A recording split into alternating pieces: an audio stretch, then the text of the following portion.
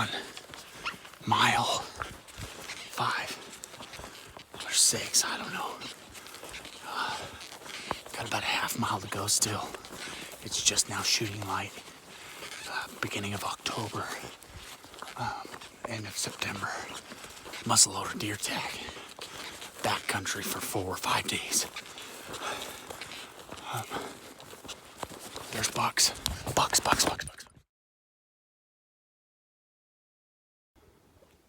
That's a good 4-point in that group.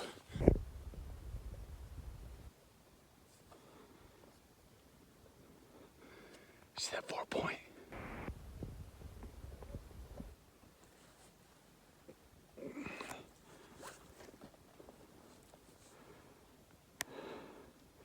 It's 119 yards. Well, that's a good start.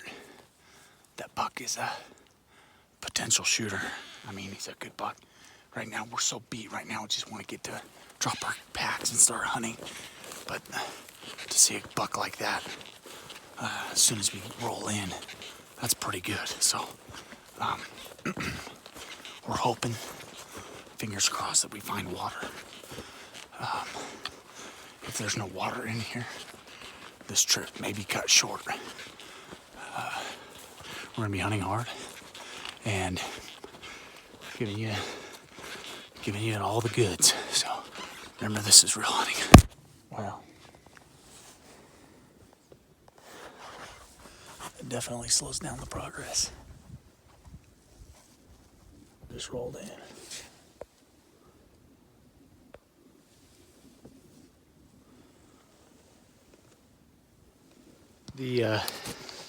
The fog lifted.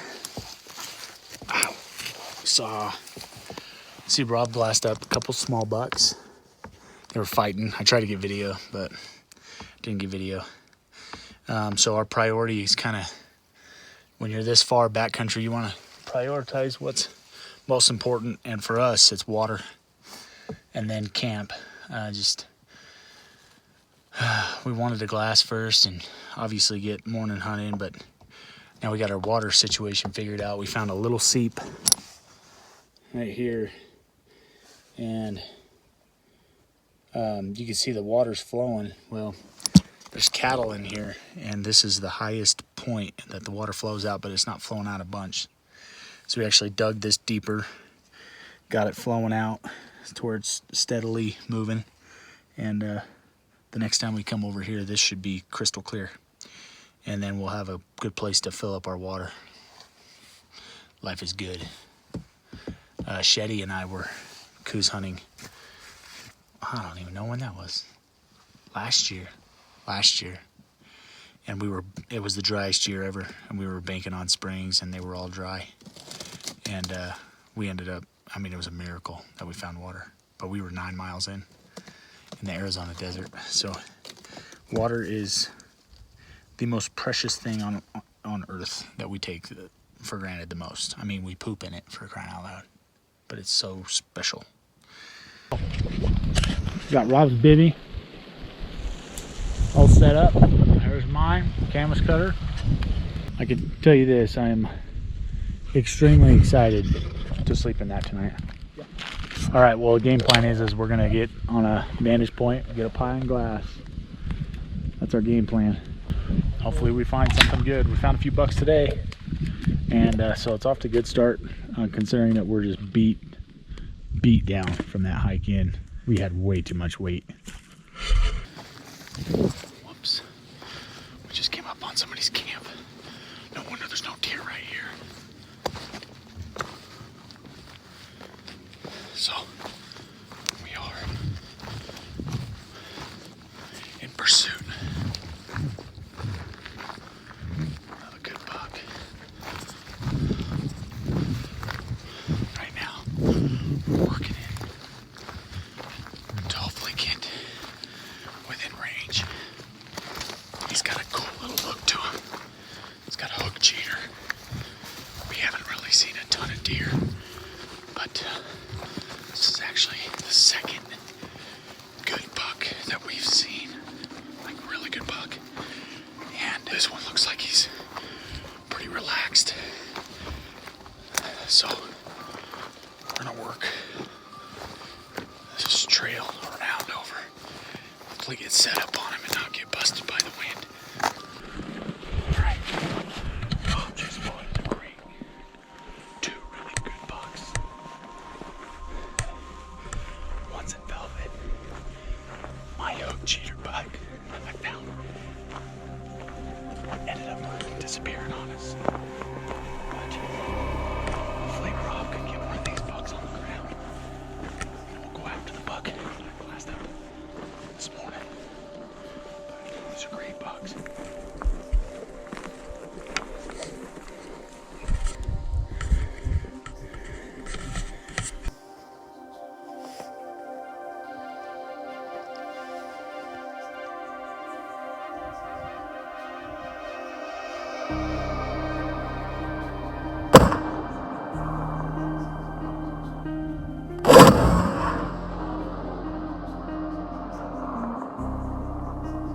Reload. You shot low. He's still there. You shot a little low. You shot a little low. Reload.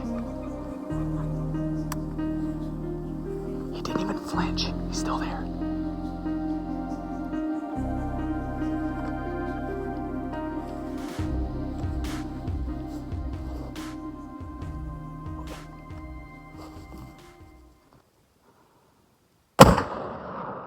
Oh, yeah.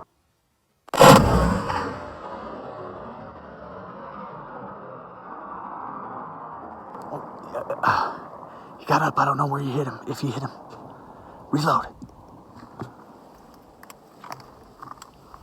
Oh, wait. Oh, he's down. He's down. He's down. You smoked him. You smoked him. Wait. Dude, he's dead. He's dead.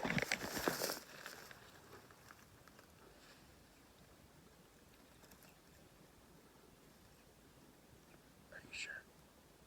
Dude, he's freaking laying down with his head up in the air. Well, I can't believe that just happened. Well, I can, but I wanted to show you the stock, but we literally climbed up this whole freaking thing. And his first shot was a little low, so we had to adjust. And holy smokes, I can't believe that buck stayed there. It's like it was meant to be.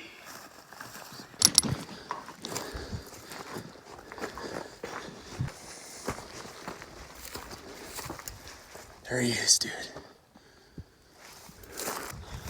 Oh, look at the frame. Look at the body. Oh, gnarly. Look at his eye guard. Look at his bases. Oh, dude. Dude, that buck is so freaking nice, dude. Look at that. Almost gets the 2-finger pass.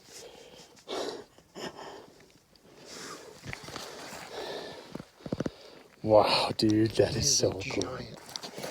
Good job, dude. Good job. Wow.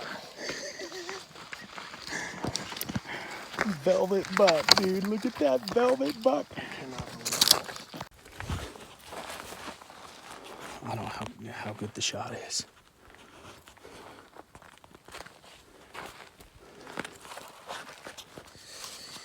All right, so here's a little update.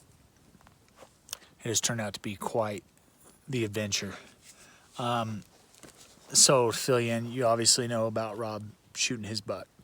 But to kind of let you know what happened as far as the events that took place after he shot his buck, he was good to go ahead and cut his buck up, and I was trying to just take advantage of what is our second to last day of what we have to hunt. So I want to go after that big buck that I glassed up earlier this morning. And so anyway, just loop all around and anywhere I thought that I could get a good advantage. But I come down and I am looking across this canyon at some does, pretty much directly across. So I'm standing pretty much where I lost that buck the last time we saw him. And so I'm kind of standing right there, right at the point as it drops into this canyon. And I look over and I see these does. And I'm watching these does for a while. And then I notice that the does are kind of focused on something else, like up the canyon. So I just like sit down, get my tripod out, and I start picking this hillside apart. And I spot this deer. Unfortunately, Rob has the range finding binoculars. We, when we're backcountry, we try to, we didn't really plan to do any splitting up, but so it looked like it was about 300 yards to me, and but I shot low. It was actually more like 350. So anyway, but this deer ended up going over the ridge. But that was the hook cheater buck that I really wanted to get ever since we saw him this morning. So then I start looping back over towards Rob, and I'm running out of water, so I'm just moving quick. And then the craziest thing happened. I'm walking through this bottom, coming up to the saddle where I just left him, and here comes this buck coming out of the bottom, and he's about 130 yards. And just as he goes over to the saddle, I squeezed one off, and the shot felt good. I obviously couldn't see where I hit him. That's going to lead you up to this point here. I don't know if you can see that right there. So, funny story. Rob killed his deer, and I decided to go try and hunt. He's running out of time, and as I get back to Rob, I freaking jump a buck out of this draw, and I've hit him. Shot felt good, but all right, back for story time. I'm following the blood trail, and crazy, I look off to the right. I could see Rob up on the ridge, and I look off to the right about 30 yards, and I see eyes looking at me, and I can see the 4-point buck, and he's big, and he's looking at me, and then I back out and know that he needs more time. So unfortunately, he could be dead now. He could still be alive. I don't know, but the responsible thing to do is to kind of back out. I didn't follow the blood very far because I wasn't sure how good the hit was. But the second that I realized it, because I went 100 yards or so, and then he laid up. So hopefully that buck is dead tomorrow. Fingers crossed that we pulled a double and ended this amazing experience. So backcountry muzzleloader hunting. Right now it's 10:30. We just got back to camp. We're camped 6 miles in, and we're hunting 3 miles further in. So total of 9 miles deep as far as where these deer are. But we know what we're doing in the morning. We're just gonna go in there, slip in. Hopefully that buck is dead. If I have to put another one in him, I will. But I think by giving him overnight, it should help. Fingers crossed that he's dead, piled up right where I left him. But I won't sleep too much tonight. All right, it's go time, everybody. We're leaving camp. We have about an hour and a half hike, really.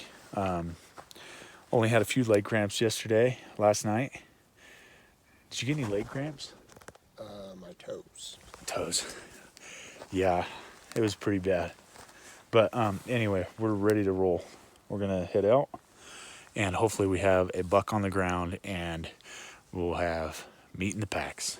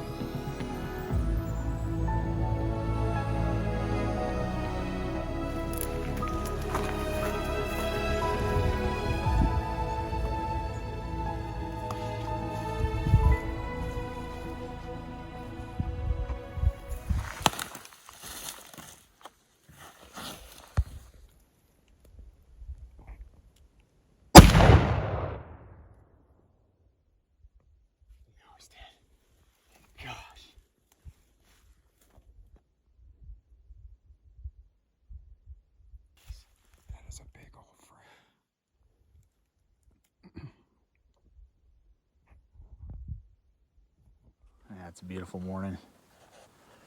Beautiful morning. I came up here to get some cell service, and look